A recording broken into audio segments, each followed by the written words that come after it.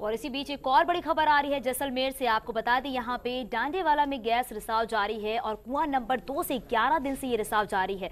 तो oil India और ONGC के विशेषज्ञ जुटे हुए हैं। विशेषज्ञों के अनुसार स्थितियां जो हैं वो पूर्णतः नियंत्रित हैं, लेकिन इस कुएं से दोहन है असंभव है और जल्द ही कुएं को पूर्णतः कर दिया जाएगा बंद यहाँ पे।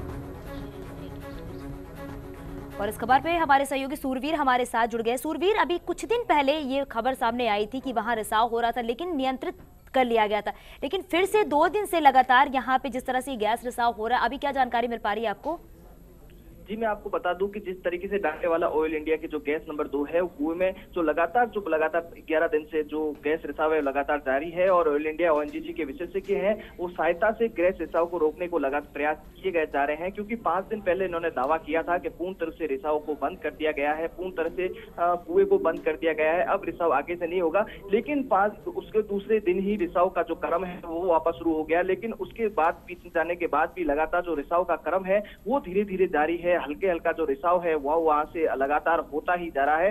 जो कामयाबी है ऑयल इंडिया और ओएनजीसी के कर्मचारियों को वो लगातार नहीं मिल पा रही है, क्योंकि लगातार 2 साल पहले अक्टूबर 2015 में भी कुएं में रिसाव हुआ था। उसके बाद भी 15 दिनों की मशक्कत के बाद भी कुएं को पूरी तरह से बंद कर दिया गया क्या था। उसके बाद 2018 में भी 1 नंबर कुएं में गैस का रिसाव हुआ, लेकिन उस पर ही शीघ्र काबू पा लिया गया। लेकिन इस वक्त जो गैस का रिसाव हुआ है 11 दिन बीत जाने के बाद भी जो गैस को रिसाव को पूर्णतः नियंत्रण में नहीं ला जा सकता है और जो हल्का हल्का जो रिसाव है वो लगातार है, वो रिसाव हल्का हल्का होता ही जा रहा है। आखिरकार सूरवीर इसकी क्या वजह मानी जा रही है?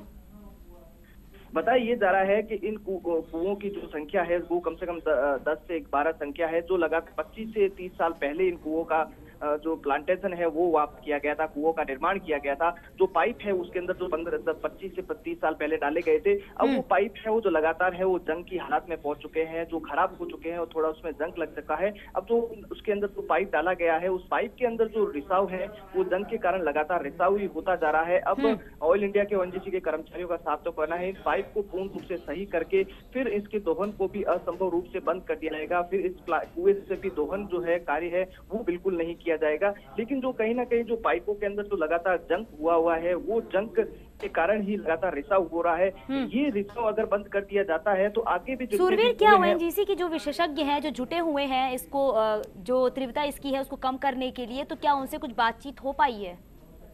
जी, इस मसले पर ऑयल इंडिया और ओएनजीसी के विशेषज्ञ लगातार जुटे हुए हैं। लोग मीडिया के सामने आने से कतरा रहे हैं, कहीं भी मीडिया को कहीं पे एंट्री नहीं दे रहे हैं। किसी भी जो अपने कर्मचारियों के अलावा ये अन्य लोगों को वहां पर एंट्री दी जा रही है, लेकिन जो वहां के स्थानीय लोग हैं, ग्रामीण हैं, वो वहां पर उनको किसी को नहीं जाने दिया जा रहा है। किसी को भी जो वहां पर कर्मचारी कार्यरत है उनको वहां पर मोबाइल भी नहीं ले जाने दिया जा रहा है। किसी तरीके से वीडियो या फोटो तरीके कोई भी खींचे नहीं दिया जाए। अधिकारियों के साफ निर्देश दिए गए हैं, कोई भी कर्मचारी वहां पर मोबाइल नहीं ले जाएगा। लेकिन कहीं ना कहीं जो अधिकारी हैं इस मामले पर बोलने कहीं ना कहीं कतरा रहे हैं, क्योंकि ओएनजीसी और ऑयल इंडिया के कर्मचारी है कहीं ना कहीं उनकी जो कार्य श्रेणी उस पर सवाल उठता है, क्योंकि इतने दिन बीत जाने के बावजूद भी जो ये गैस रिसाव को लगातार बंद नहीं कर पाए हैं। जी बहुत बहुत शुक्रिया इस पूरी जानकारी के लिए सूरवीर।